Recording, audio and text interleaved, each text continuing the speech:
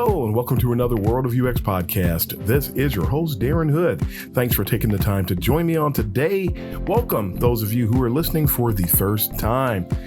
We're taking some time to extend the celebration of the 4th anniversary of the World of UX podcast. We've been doing this now for 4 years. We're heard in over 100 countries. We have people all over the place that are tapping in and engaging with people all over the world. Thanks to those of you who deemed us worthy enough to listen. Thanks to those of you who hate us because you actually prove we're doing something good. If everybody loves you, something's wrong. But we are extending our celebration of the anniversary. I'm doing a few solo episodes, and we're going to have some interviews sprinkled here and there. And we are going solo today. And I actually decided I was going a different direction initially. And then I had a post that I did on social media, and it just hit me. Why don't we cover that topic today? We've talked about it before a little, but not quite the way we're going to talk about it here today. We're going to revisit a topic, but we're sort of building on it. And today I want to talk about the topic of the dysfunction, inequitability, and incivility of today's UX hiring landscape. Just talking about some things that are going on in hiring, some things that I want to put on people's radar, because these are things that we need to resolve. These are things that we need to fix. And I seem to be one of the people whose job it is to call out things that are happening in UX today that are doing us all. I mean, you might be getting the jobs, you might be comfortable, you might think that you're doing okay. And for people like me, no matter where I am, and I talk the same way, whether I'm working or not, and whether I'm in a great job or not, and no matter what's going on, my voice and my tone does not change. And the reason for that is that no matter what's going on with me, I'm not going to go into selfish mode and just start talking about things from my perspective. I'm always trying to look at the entire discipline. I make it my business to talk to people throughout the discipline. I make it my business to read people's posts on social media. I make it my business to know what's going on, not just in the company I work in, but across the board. And when we take the time to do these things, it helps me to have a perspective that's not my own. It helps me to have a perspective that revolves around the entire discipline. It helps us to understand what's happening and then to address these things, taking my 28 plus years and putting in the work for everyone's benefit. And the focus today is on the hiring landscape. I want to call out 5 different things. A couple of them are more directly related, but I'm going to focus on 5 different things that I've seen, some of which I've experienced, some of which actually everything I've experienced here, I've talked to other people about it as well. So, when I talk about it from my experience, there's going to be a bit more depth a lot of times because I'm the one that experienced it firsthand. And when I talk to you about what somebody else experienced, sometimes it's secondhand or thirdhand. And the firsthand experiences are always they're going to have more of an authority behind it because we know it for ourselves as opposed to hearing it from somebody else. So I just want you to understand my perspective. But we're going to talk about 5 different things here. We're going to elaborate on these things. Again, I don't think there's been a time where I've talked about all these things before to some extent, but we want to look at it from a little bit of a different lens today. And I want everybody to understand that everything I'm bringing up is dysfunctional. Everything that I'm bringing up reeks of inequitability. In other words, it's not fair to someone. And there's a great degree of incivility. There's a lot of unethical stuff that's happening. Yeah, it reminds you of the Sinister. We talked about some of these things during the Sinister series. But we have to be aware of these things. I'm thankful to those people who written me and said, thank you for calling these things out. We need to know about these things. Thank you for calling these things out. I thought I was losing it until I heard you talk about it. Because the way that we keep our head is because we reconcile the different things that we experience, whether it's good or bad. We need to understand what we've experienced so we can understand how we need to dissect it and how much value to place upon things. And when we don't do that, and we just sort of have a free-for-all kind of a life, and we just exist. We're not really excelling. We're not trying to find out ways to get better. We don't understand how well we did with something or how poorly we did. So it's important to understand what's happening, whether it's a favorable thing or unfavorable, whether it's comfortable or uncomfortable, whatever happens, and we all experience all of these things. Wherever we are is good for us to reconcile it, understand it, digest it, and then come back and be ready to do what's going to benefit you the most, what's going to help you to be your absolute best. So that's why I talk about these things. Some people say it's negative. I say that those people lack emotional intelligence. If we all experience things that are uncomfortable, challenging, what some people would call negative, but if you take the time to digest it, you will eventually understand, hey, this is what happened. This is what I see. And now, because of that, this is what I need to do. And you don't think about, I talked before about the fact that I don't like the term negative because it has a tendency to sort of run you into a pit and put you in a position where you don't feel you have an out. You don't have any action you can take. I prefer the terms constructive and destructive because when you hear something that is unfavorable, when you experience something that is uncomfortable and you take the time to just embrace the fact and face the fact, hey, that happened. I didn't like it. It wasn't comfortable. It hurt me. Then you take the time to face what really happened and embrace it. You will eventually you'll tell yourself, okay, so this happened. What do I do now? How can I build off of what happened? And that's the emotionally intelligent way to respond to something that may not have been very favorable or something that tasted good. Let's use that metaphor, if you will. So we're going to talk about some dysfunction. We're going to talk about the inequitable behaviors and attitudes and things that we encounter and talk about the incivility, knowing that out of these things, we can rise above it, knowing that out of these things, we can still be our best selves, knowing that because we experience these things, they don't turn into something. It's not the end. It's the beginning of a new chapter. So let's look at it that way. Okay. So that way we'll help those who are emotionally intelligent and can digest what I just said. Thank you for that. And those, it's still negative. No, that's neurotic. That's not good. And I challenge you to rise above that. That's not good. And you're not going to come away from that being constructive. So I challenge you to let that stuff go. So number one, in our world of UX, as it pertains to hiring, when you talk to and listen to a lot of people, whether they're hiring managers or people that are trying to get jobs, especially the less experience these people have, the number one item of currency to a lot of people is a portfolio. What is a portfolio? It's basically a representation of who you are, asterisk, because it can only represent so much. A lot of what we do in UX is not something that can be demonstrated on paper. It's something that can only come out of a conversation. It's something that can only come out of examination of the past, examination of how you think. And a portfolio won't necessarily do that. Something else about portfolios that's downright criminal is that the vast majority of portfolio reviews happen asynchronously.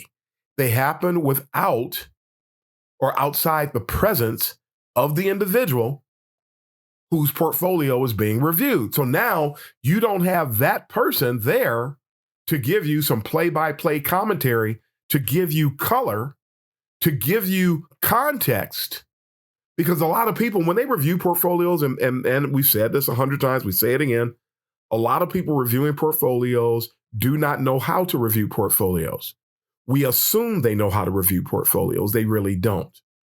And so when they're looking at it, and then they're looking at it asynchronously, in other words, for those that don't know, because everybody doesn't know what that means, again, that means that the person whose portfolio is being reviewed is not there. So now it's left up to interpretation. It's left up to biases. It's left up to someone's moods. It's left up to someone who reviewed it after they just had an argument with their spouse or significant other, and now they're reviewing it and they're distracted, they're upset, They're not in their best position. And so they're not in a position to review your portfolio. You don't have their undivided attention. Some people, when they review portfolios, they go through them so fast that they really don't know what's going on.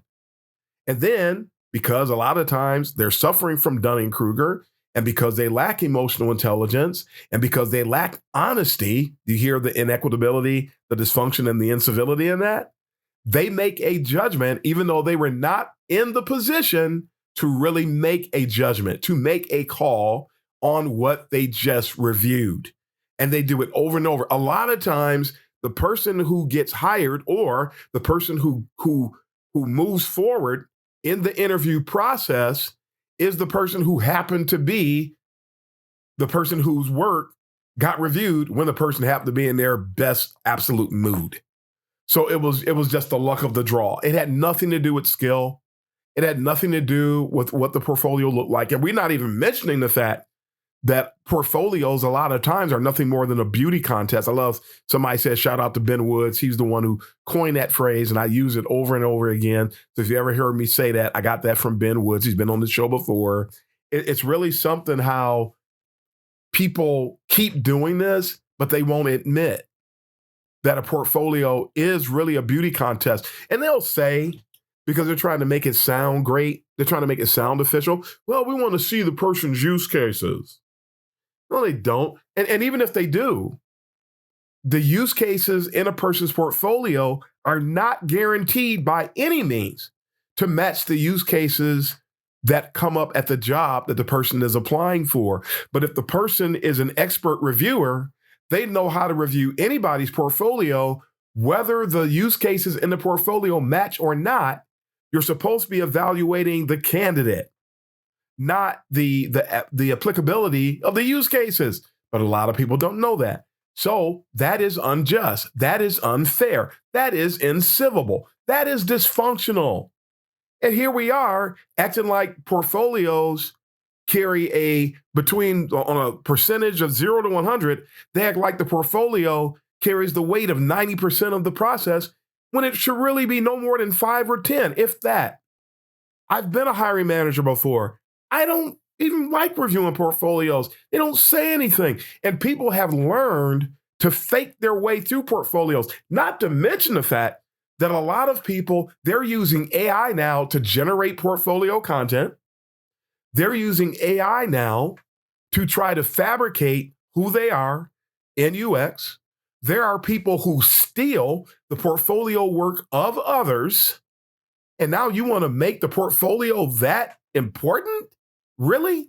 No way. That's why I like to talk with people. I want them to talk through what's going on. Not just walk me through the project. Let's talk about UX at large. Let's talk about who your favorite authors are, or who it is that you tend to learn from, or what you see as the trends are in UX these days. And then you find out, just through a conversation like that, I can find out if a person is part of pure UX or part of the cult of UX. And when you hire a person that's part of the cult of UX, they're going to come in and they're going to make your environment toxic. Is that what you want? Because that's what's going to happen. So if you don't learn how to hiring managers, I'm talking to you today, if you don't learn how to hire people properly, you are going to destroy your working environment. If you hire somebody who lied to you about who they are, when they come on board, who do you think they're going to do, or what they're going to do? Who do you think they're going to be when they come on board? These people are going to misrepresent who they are. They're going to misrepresent other people on the team. And now you're going to be hemorrhaging profits. The profit that's generated by that department, the projected profit, you're going to start losing it. So hire the right people and don't depend on portfolios so much. This insistence, which is what I actually said on social media, on using portfolios is criminal in that there are tons of critical elements associated with the candidate's value proposition that cannot or will not be demonstrated within that portfolio. If you don't know that, you will put too much weight on a portfolio and everybody's going to suffer, including the person you should have hired. So let's remember that. today. And people who know UX know that what I'm saying is true. The people who are faking it till you make it, and there's a huge fake it till you make it crowd today, they're not going to face that because they don't want to admit that they've been wrong. They don't want to admit that they've got to work harder to hire the right people. And working harder to hire the right people is actually great. It can cost, the numbers I heard years ago was that it can cost roughly $50,000 to $70,000 in effort every time you replace a single person in your department. Don't you want to keep that number minimal? Well, that means that you have to hire properly. You have to evaluate people properly because you want to hire in a way that you're offsetting attrition. But if you're bringing in somebody who's going to make the department toxic, you're going to pay for that. The department is going to leak that money. People actually, I've talked about this before. People give me the blues sometimes because I have a lot of stops on my resume. But frankly, I have a lot of stops on my resume because I work at a lot of toxic places. And they didn't hire properly, and they had people on their teams that were doing all kind of crazy stuff. And this kind of stuff will affect you at the health level. It will affect you in your family. It will affect you in your physical, your psychological, your mental, your emotional well-being. And so you want to have the right people because then coming to work becomes a joy. Coming to work is enriching. Coming to work is beneficial. Coming to work is profitable for the individual. This only happens, though, if you hire the right way. So all I can do is beg folks to hire the right way. That's all I can say. That's all I can ask you to do. Number two, a lot of companies today depend upon design exercises. Some of them actually have realized that portfolio is not the way to go. We don't want to see a portfolio. We're going to be better than the other company. We're going to do design exercises. Well, the next three of these, actually the next four, all revolve around design exercises, but we're going to talk about different aspects of what's wrong with the design exercise bit today. Design exercises, they attempt, this is going to show you how silly and how misguided this is. Design exercises attempt to embody a broad landscape of skills, but you're doing it in a snapshot. It's like taking a picture. Have you ever thought about it? I mean, I'm a photographer. Some of you know this. Have you ever thought about what happens when you take a photograph, when you take a picture? You froze a fraction of a second, depending upon the shutter speed. Was it 1/25th, 1/100th, 1/1000th of a second? Whatever it was, you froze a moment in time. But you took that photo, you took that picture, you took that image at an event that, say, lasted for an hour. The picture that you're taking when you ask somebody to do a design exercise cannot accurately represent who a person is. It can give you a snapshot. And when it gives you a snapshot, you're supposed to evaluate the snapshot. You can't, you're trying to do something over the course of 20 to 30 minutes. But how much experience does that person have? Do they have a year of experience? Are they just getting started in UX? 2 years, 5 years, 8 years, 10 years, 15, 20, 25? How much experience do they have? If that person has a lot of experience and you're trying to pare it down to a 20 or 30-minute exercise, what that person brings to the table cannot and will not be demonstrated enough for you to judge them accurately. So you have to design the exercise in a way so it does give you the snapshot. And guess what? And I'm getting into one of the other topics now. It simply can't be done. It can't be done. I've designed exercise before. Might as well insert this here. When I was a hiring manager for an unnamed company, I designed exercises. And part of what I did that I never see anybody do when there's a design exercise is I fully set the stage. I understand that a design exercise is research. What are we researching?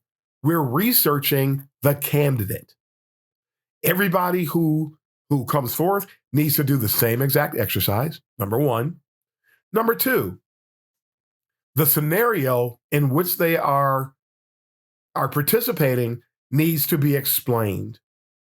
And I always tell people, I know we're just doing an exercise. I know we're not spending an exorbitant amount of time on this. I know we're only taking a snapshot. I just want to understand. I want to get a better idea how you think. And just like we do when we're researching, we always work to put the participant at ease. We always work, we do an icebreaker. We try to get them to relax. We want to put somebody in the best possible state for them to execute. And a take-home exercise, some people, well, I hear you, Darren. That's why I give them take-home exercises. That doesn't change anything, especially if it's fictitious.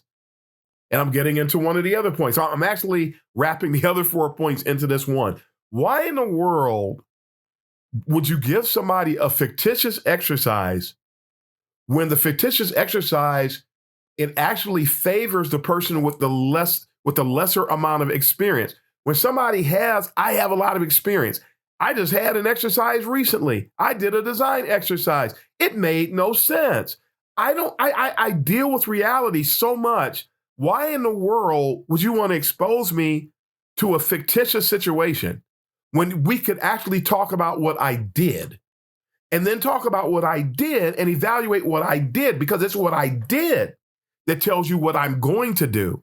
It's not what this little fabricated scenario is. And I'm a former instructional designer. I'm a formal trainer.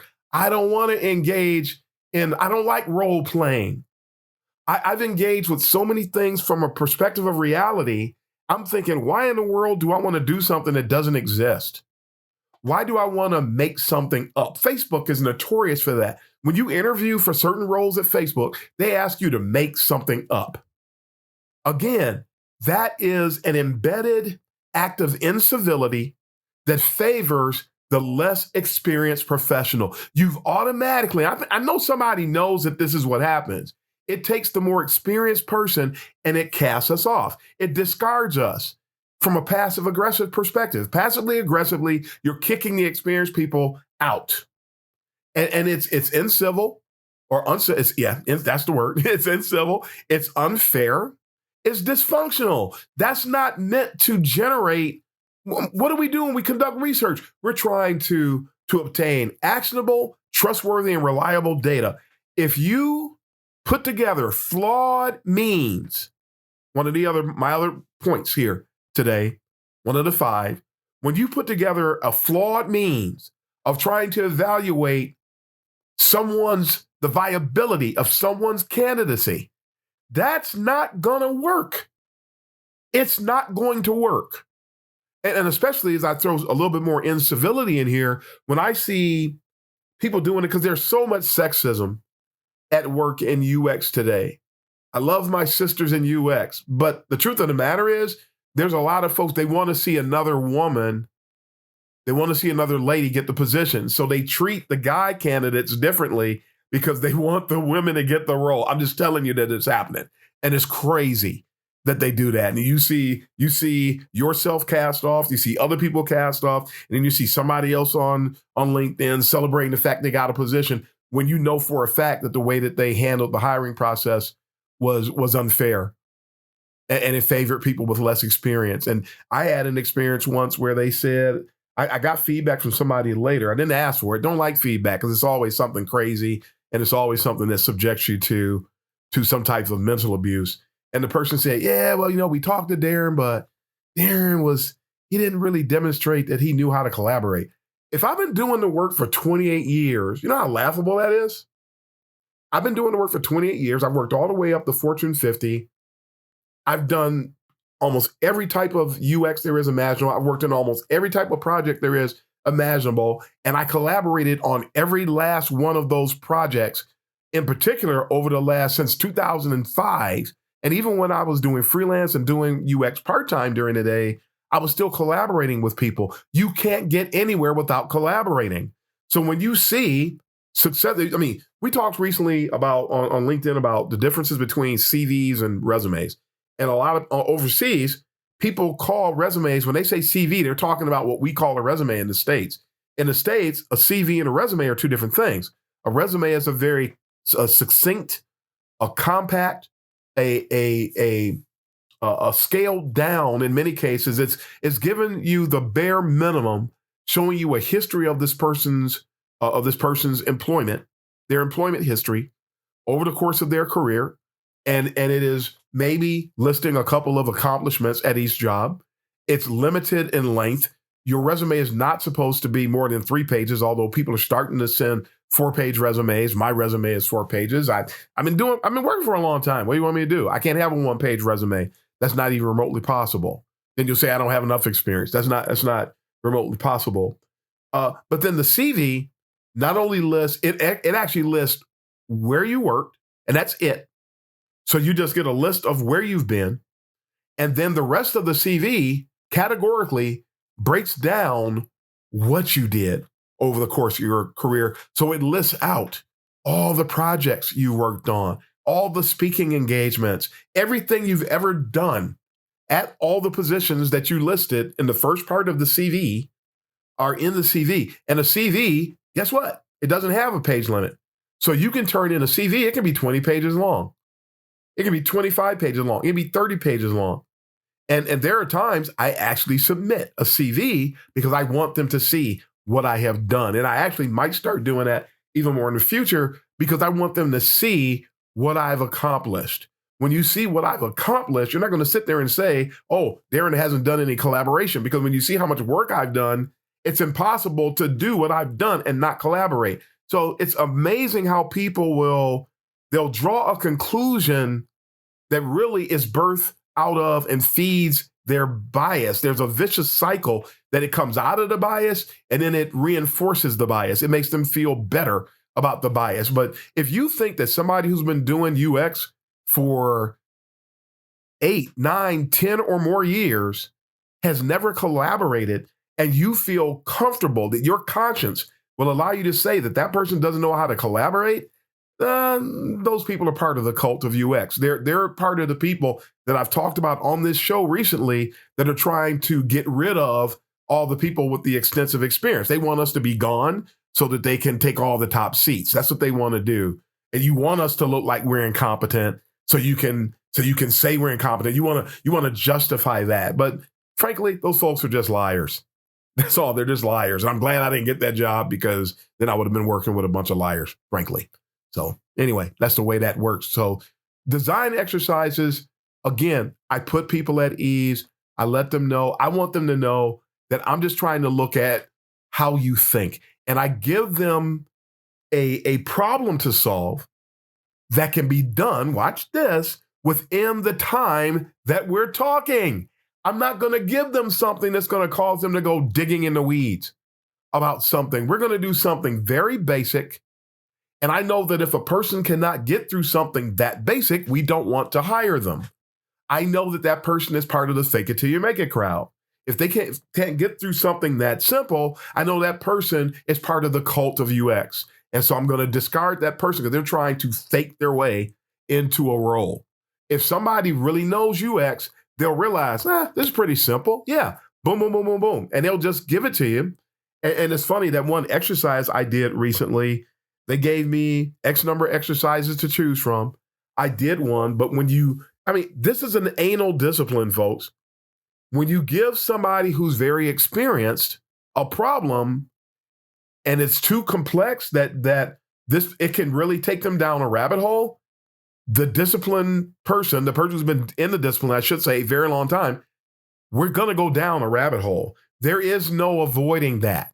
So I know that. So when I design my exercises, I do it in a way where it's rabbit hole proof. It is so simple that they can do it, they can address what we're trying to address, and they can answer the questions. And I ran a few people through that exercise, and all of them excelled at it. That's how you do it. You don't create an issue. You don't have a poor UX to your that's manifested through your design exercise. You can see design exercises and tell that the people that designed it are bad at UX, and a lot of UXers don't UX their resources. That happens a lot. but that means that you lack personal UX maturity. I've been around long enough to know you don't do that.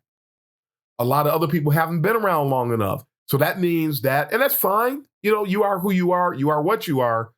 But that person, the people in that example that I gave you, they're impacting my future. They're impacting my livelihood. And I'm the proxy right now because there are other people listening to this that, Darren, I went through that exactly. Right. And so we're helping you to reconcile it, right? That's what we were talking about earlier. These people are impacting your ability to retire. They're impacting your ability to put your child through school. They're impacting the ability to help your spouse to meet their dreams because they are dysfunctionally, unethically, and inequitably in an unfair way processing you as a job candidate. Does everybody understand the crime of that? I'm talking like you folks are here. Do you understand how criminal this is?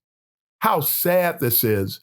So don't design exercises that are so broad that is going to, as I've also experienced several times in my career, when you have people who lack experience evaluating somebody that has extensive experience, the extensively experienced person is always going to mention a lot of things that those people cannot relate to.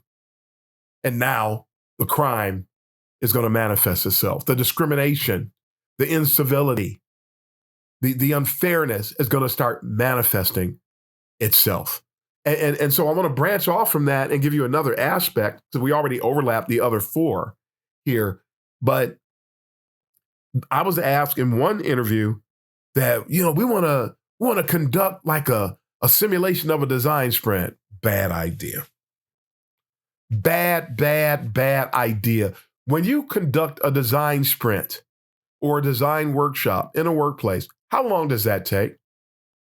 And now you want to pare that down to 20 or 30 minutes and then evaluate whether or not this person is a candidate based on a fictitious scenario that we're going to do in a fraction of the time that it would normally take place.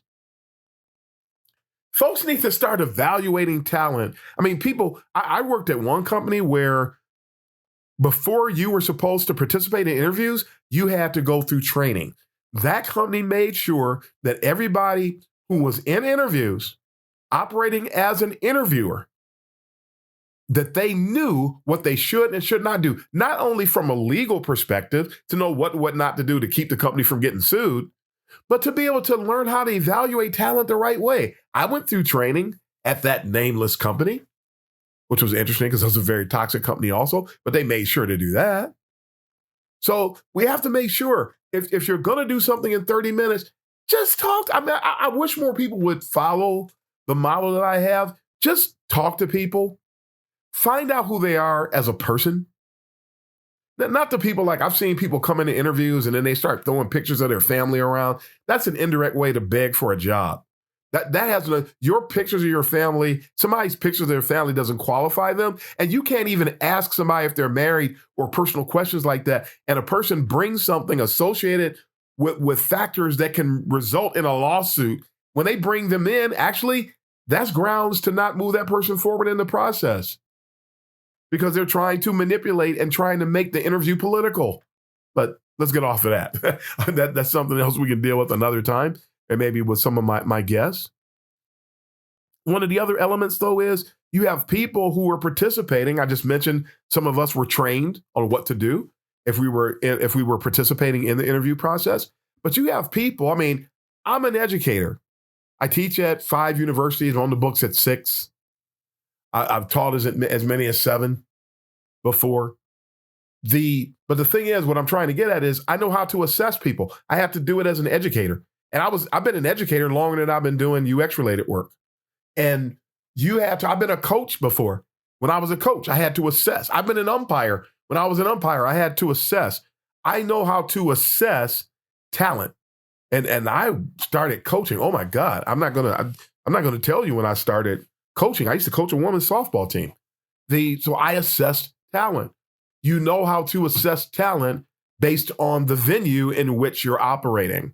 But for some reason, There are people who participate in UX interviews these days, and they do not know how to assess talent. And that is a problem. So when you have people who don't know how to assess talent and don't know how to design vehicles by which to assess talent, that means that it is impossible for the results to come out of those assessments, that come out of those interviews, to be accurate. You're going to hire the wrong person. You're going to discard the wrong person. And so these are some of the dysfunctions that are in the wild today. And those are the points. 5 different points. I'm going to go over these again, and then we'll touch on our closing notes, and we'll be done with this episode. But remember, the insistence on using portfolios, it's criminal, and that there are tons of critical elements associated with a candidate's value prop that can't or won't be demonstrated therein. So be careful with this portfolio thing. And I hope there's a shift, because a lot of people are being mishandled through this portfolio thing. Design exercises attempt to embody a broad landscape of skills in the equivalent of a snapshot. That's what it is. And in other words, what someone brings to the table can't and won't be demonstrated in a 20 or 30-minute exercise, whether they take it home or not. It's not going to be demonstrated. I just remembered I had an interview I went to once, and they gave me a design exercise. And this was for a design role. And they had the research people evaluate me during the exercise. Guess what wasn't going to come out of that interview? Them understanding who I really was and what I brought to the table. To have researchers evaluating designers, that was ridiculous. I knew I wasn't going to get that job, and away we went. But it has gotten worse. That was a few years ago, but the whole landscape has just become worse and worse in the last few years at an accelerated rate. I think too, the fact that we had all the layoffs in the last couple of years or so has not really helped. And so things are really getting worse. But again, third point, simulating a design sprint in 30 minutes, it simply can't be done properly. It is grossly unfair. It is a dysfunctional act. It can't and won't be done in the workplace. Never. You'll never have a 30-minute design sprint in the workplace, and it shouldn't be used as a means to assess talent either. It's incivil, it's dysfunctional, it's unfair. When the people who design the aforementioned exercises don't actually know how to assess the talent or design things that support assessment, if somebody doesn't know how to design an assessment, it's impossible for the results to come out of that interview to be accurate. It's impossible. Face it today. And lastly, asking people with extensive experience to participate in a fictitious exercise instead of talking about their past experience, walking through what they've done in the past, that puts those people at a gross disadvantage, and it is grossly unethical.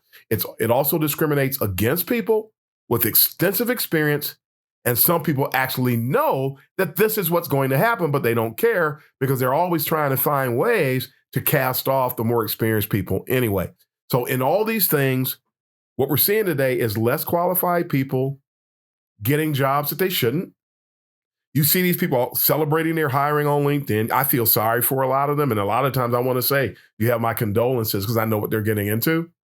While the more qualified people and the truly qualified people are actually getting discarded at an alarming and astronomical rate in 2024, in June of 2024, their careers are potentially or temporarily derailed through these dysfunctional hiring and evaluatory practices. It's really malpractice. We can't even call it a practice. We need to understand that it's malpractice today.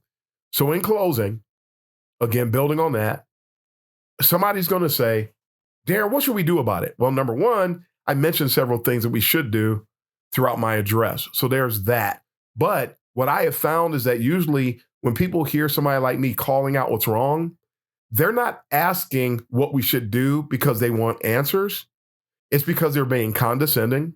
It's because they're being controlling, and they want me to shut up, or they feel that what I'm saying is worthless. When the truth of the matter is that prudent people, all we need to do is identify. Isn't it ironic that this is what we do in UX? When we know there's a problem, all we have to do is hear there's a problem, and we know, let's solve it.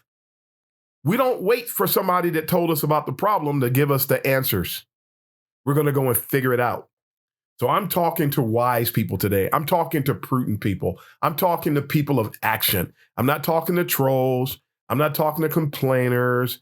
I'm not talking to people who are looking for an excuse to just start a bunch of riffraff. I'm not talking to people addicted to straw man arguments. I'm presenting situations. There is a nail in your tire. Do you need me to tell you what to do with that? Or do you have anything that you can bring to the table to help resolve this issue? So these people, they ask because they want me to, again, either shut up, and that's the kind of response that comes from the entitled crowd, and a lot of times it comes from the beginners because they don't want to hear it. And you're either going to hear me tell the beginners now, or the beginners are going to run smack dab into this stuff over the next 5 years, and then they're going to wish they had listened to me 5 years prior to that. So that's point number 2 in closing. Point number 3 in closing. It was just recently, not very long ago at all, that new UXers were constantly complaining because it seemed like all the jobs seemed to favor people with more experience, which, number one, that's in any discipline. Less than 3% of the jobs available, somewhere between 2-3%, around in there, less than 3% of the jobs available are for entry-level people. So entry-level people keep wanting that number to get bigger, and all that does is make things worse. But then again, on the flip side, it actually happened because the tables have turned. And now you see director and manager roles for people with 1 year of experience, not 1 year in managing people, 1 year of experience, period. And a lot of companies, all they want to hire is people that just graduated from boot camps. All they want to hire is somebody who just came through the Google program. And some people saying, show me that job, Darren. Well, you need to get busy instead of looking for handouts. Go and did you look for a job when you were 16? Did you look for a job when you were 18? It doesn't change when you're 20, 25, 30, 40. Go and hit the circuit. Go and start looking for jobs. Go to Monster's still out there. Go look at Monster. Go to Career Builder. Go to Dice. Go to LinkedIn. Go to Glassdoor. Go to Indeed. Look for the jobs and apply, and stop looking for handouts, because nobody owes you anything. That's the entitled mindset, because you think somebody owes you something. Nobody owes any of us anything, so we have to work for it. So go and apply. Go and apply and keep planting those seeds. I always like the metaphor of applying for jobs as planting a seed. And if you don't plant a seed, nothing will grow.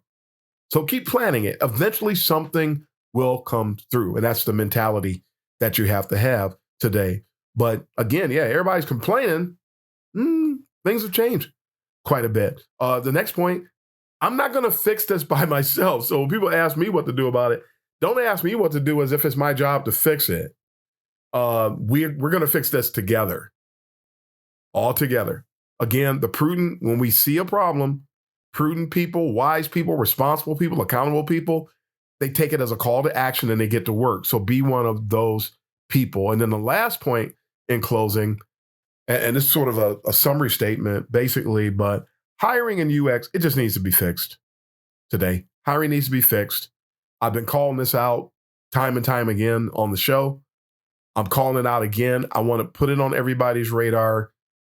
Do what you're supposed to do in the midst of it, because in the midst of everything being wrong, you can still find a job. Is there a hard way to go? Yeah, it's challenging. It's rough.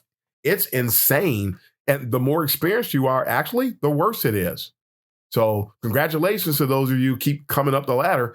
It's going to get worse. You don't want to experience what people like me are experiencing, because they throw us out in a heartbeat because they want the 5-year person, the 6-year person. You know how many jobs I'm seeing now that want 5 years? They want a senior at 5 years, when really you're not a senior till you had at least 8 years of real experience, which means that 8 years could, in some cases, it equals 12.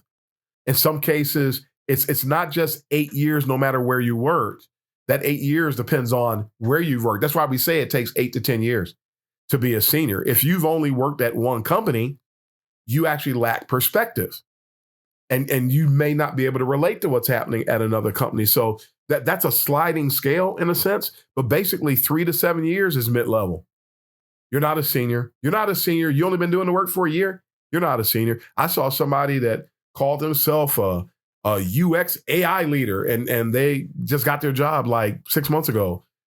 We need to stop doing this. We need to stop selling ourselves on these titles, inflating our identities, because all it's doing is creating problems for the discipline at large. But hiring needs to be fixed. We're all going to need to, at some point, some of us can contribute more than others in resolving the issue, but it's going to take the entire village of UX to get this thing done today. Be committed to getting it done. Be committed to operating in a way that you're not dysfunctional. Be committed to making sure you're fair, especially if you're a hiring manager or have say in the hiring process. Be determined to be civil. Don't be unethical, because a lot of people in UX today, they are just that. They are dysfunctional, they are unfair, and they are incivil. And everybody suffers when it happens. And if you're not suffering now, keep hanging in there. It's going to find you. It's going to find you. It's a matter of time, and you don't want to experience it. We didn't experience it prior to 2010, folks. We didn't experience it. I experienced it one time, actually, prior to 2010. One time. And it was actually due to the isms, the racism and the sexism and things like that was why it happened to me. And I recognized it, I reconciled it, and I moved on. And down the years, I ran into those same people at other jobs. And guess what? The same thing happened because those isms had not changed. The racism and the sexism and then the eventual ageism, they manifest themselves. And those things are embedded within that dysfunction, the inequitability and the incivility. So, but I hope that it gets fixed in UX. I hope for everybody's sake. I hope that even if I'm not still in the workforce, I hope that I'm able to hear about it from other people, that things finally worked out. But this is a problem today. And it's not until this gets fixed that we start seeing the benefits start to trickle back uphill, and you'll start to see it impact. When hiring gets fixed, it'll help impact the UX maturity levels at organizations. It'll impact the perception of UX. It'll impact the value proposition. It'll impact everything. And we can return, I should say, to our glory days when we were understood, we were appreciated. And even though we had to explain who we were to a degree, at least people were professional enough and gave us space to hear us out. Today, that's not happening. They're trying to redefine UX and tell us what UX is. And a lot of people who've been in UX for a while are actually kowtowing and accepting that. And that's sad, and you owe more to the discipline than that. So let's be better, and let's make the discipline better. Sound good? All right. That's it for today, folks. Thanks for taking the time to listen to us today. We will be back with you next week with another extended anniversary celebration, 4 years. And then we're going to have some upcoming announcements, some big announcements, some things that are being developed that we want to share with the audience. But it is time to sign off. So this is Darren Hood, the host of The World of UX, wishing everyone all the best. And until next time, happy UXing, everybody.